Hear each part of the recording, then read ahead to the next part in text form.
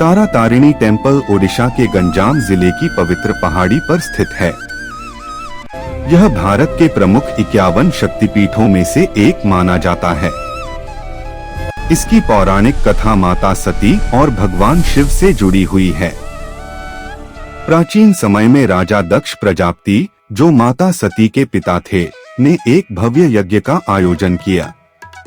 उन्होंने सभी देवी देवताओं को आमंत्रित किया, परंतु अपने दामाद भगवान शिव को निमंत्रण नहीं दिया।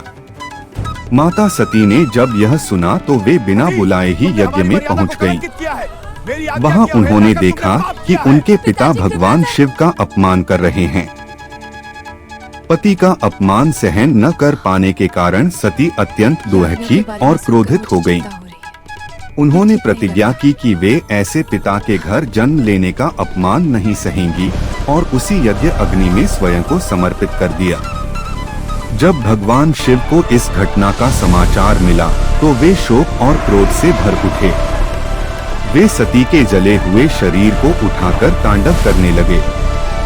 सृष्टि के संतुलन को बनाए रखने के लिए भगवान विष्णु ने अपने सुदर्शन चक्र से सती के शरीर के 51 टुकड़े कर दिए।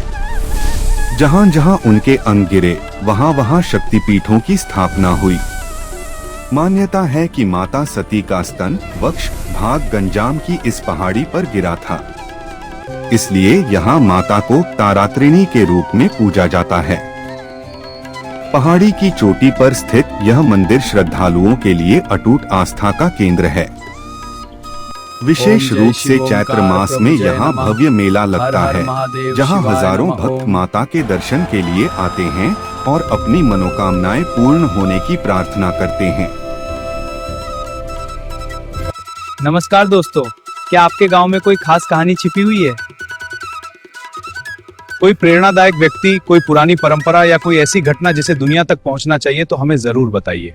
नीचे दिए गए व्हाट्सएप नंबर पर संपर्क करें और अपने गांव की कहानी को सबके सामने लाने का मौका पाएं। धन्यवाद।